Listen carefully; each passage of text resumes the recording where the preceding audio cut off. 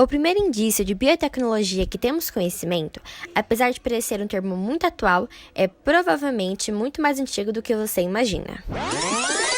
São os processos fermentativos, que já eram conhecidos pelos sumérios babilônios entre 7.000 e 6.000 a.C.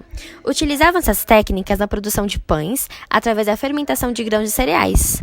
Mais tarde, por volta de 4.000 a.C., passaram a empregá-lo também na fabricação de bebidas alcoólicas.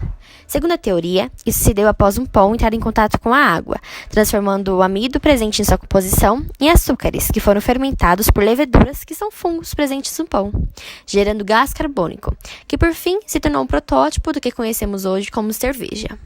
Por isso, certos povos antigos chamavam essa bebida de pão líquido. Bebiam em grandes vasos com longas palhas, como uma espécie de canudos, que no caso dos nobres eram de ouro, para evitar de ingerir resíduos. Já no período medieval, a cerveja era a substituição, muitas vezes, da água potável, que por sua vez era muito escassa. Isso porque a cerveja é menos propícia a proliferar vírus e bactérias. Outras aplicações, como a produção de vinagre, iogurtes e queijos, são de muito tempo utilizadas pelo ser humano. Apesar disso, o que de fato causava essa fermentação foi um mistério por 6 milênios. Apenas no século XVII, o pesquisador Anton van Leeuwenhoek, através da visualização em microscópio, descreveu a existência de seres tão minúsculos que eram invisíveis a olho nu. Somente 200 anos depois, o renomado Louis Pasteur, em 1876, provou que a causa dessas fermentações era a ação desses seres minúsculos, os micro-organismos. Além disso, provou que cada tipo de fermentação era realizada por um micro-organismo específico, e que estes podiam viver e se reproduzir na ausência de ar.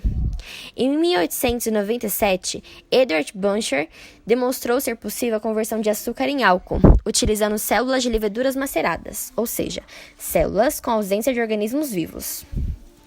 Paradoxalmente que isso possa parecer, foram as grandes guerras mundiais que motivaram a produção em escala industrial de produtos resultantes de processos fermentativos.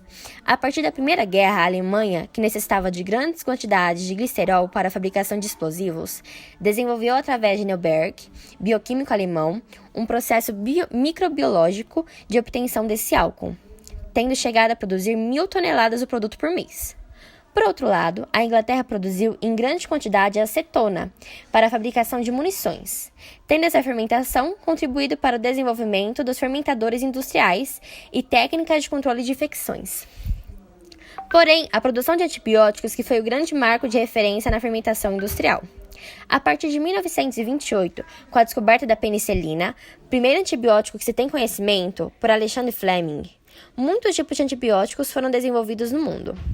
Na década de 40, durante a Segunda Guerra Mundial, os antibióticos passaram a integrar os processos industriais fermentativos, principalmente nos Estados Unidos, baseando-se inicialmente na síntese da penicilina e, posteriormente, na streptomicina, também um tipo de antibiótico. A partir da década de 50, que a biotecnologia, com a descoberta da síntese química do DNA e com as técnicas de manipulação genética, como DNA recombinante, fusão celular ou hibridoma, passou de fato a existir. O DNA recombinante é uma técnica que envolve a criação cinética de novos organismos vivos, com características não encontradas na natureza.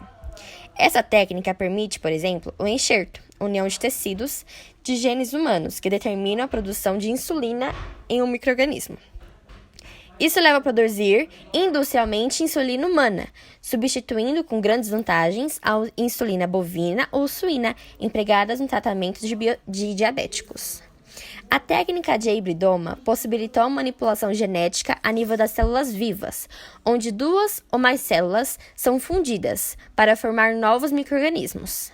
Na prática, células animais que produzem anticorpos são incorporadas a outras malignas, resultando em uma nova que se torna eficiente produtora de anticorpos.